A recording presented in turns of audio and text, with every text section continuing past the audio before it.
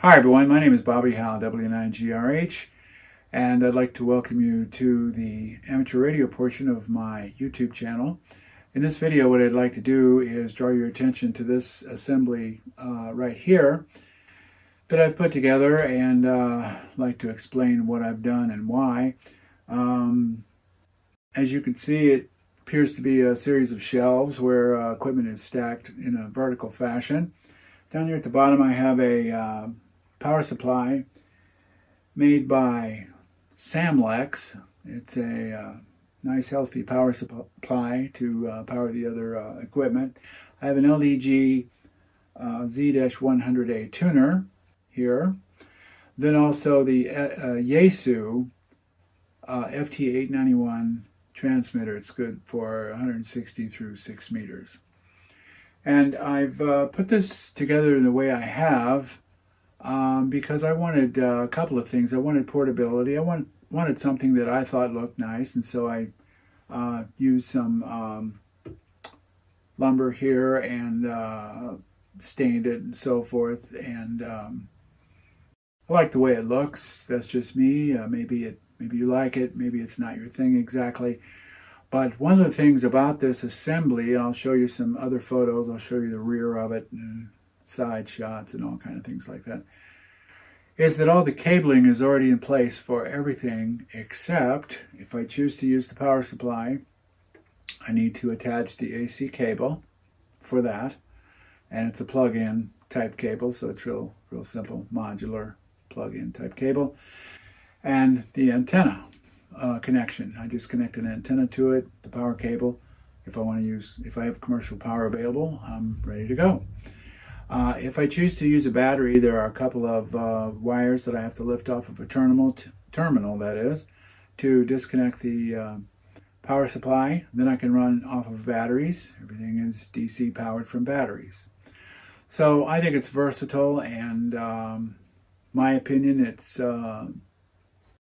I believe it's attractive, and so I want to get into exactly how I built this and give you lots of close-up shots of some of the different features. And so with that, let's go ahead with it.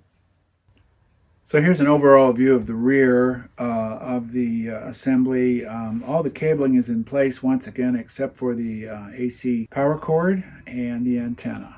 Also notice the wireway on the right hand side. It keeps all the cabling nice and tidy. All the cables are in place except, once again, the antenna cable and the AC power cord. Here's a close-up of the back of the radio, the FT891. Another one that shows both the radio and the tuner. Now the tuner and the power supply. Here's the wireway with the cover removed. It got some terminals in there to attach the different wires and so forth.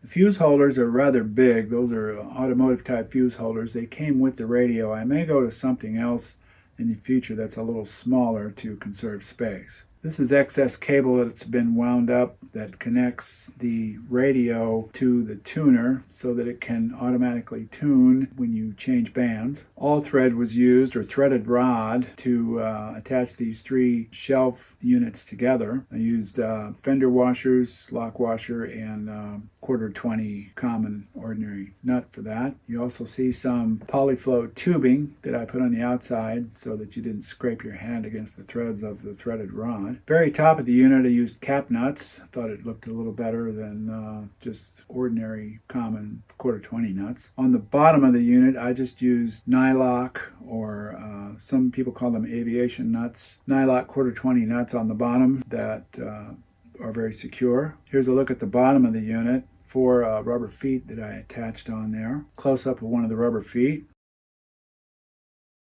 Here's a close-up of the microphone holder. It swings out of the way so that it doesn't extend outside the plane of the shelves, and therefore it makes it easier to transport. And you simply twist it to get it to one position or the other, and the microphone in place on the microphone holder. I used the bracket that came with the Yaesu radio here.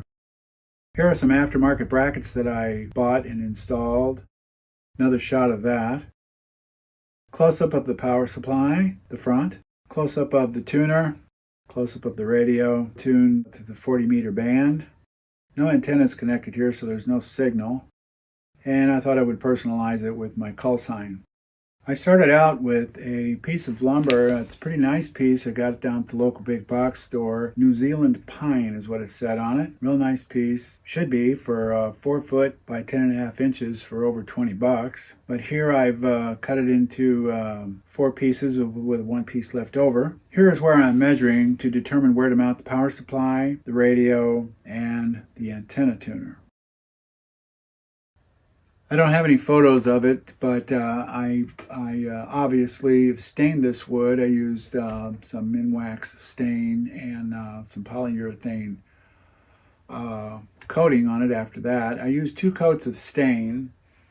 I thought the stain that I started with was too light, so I went and got the next darker color. And I still thought it was too light, but once I put on 2 coats, it turned pretty dark. I think it looks attractive, but I guess what I'm telling you is that when you go to buy stain, if you buy the lightest color and you put on a couple of coats, you might think it's gonna be pretty clear, but it's not. It's gonna stain pretty well. And then the polyurethane coating, I put 4 coats of that on. When I did this, I used brushes to start with, and by the time I got done, I decided that brushes was not the way to do this. So I switched over to, I recommend using gloves because this stuff will get on your skin and you'll have the dickens of the time getting it off. I recommend using rags because you can get it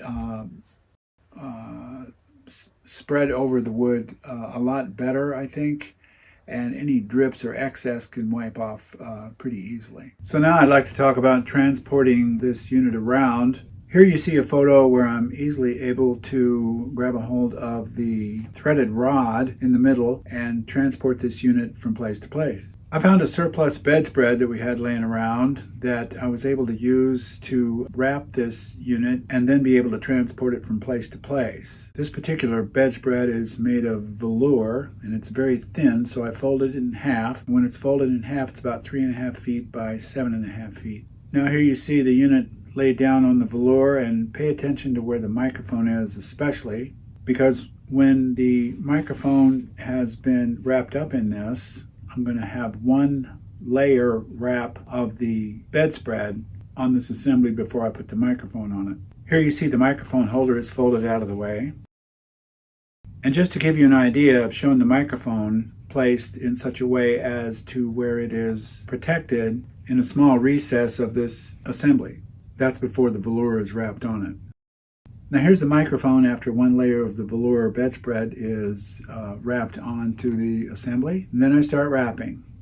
Slow process. I just wrap this in this sequence of photos until you see the final product here. Now here is a small roll-around suitcase, the kind you see people wheeling around airports and so forth. These are cheap.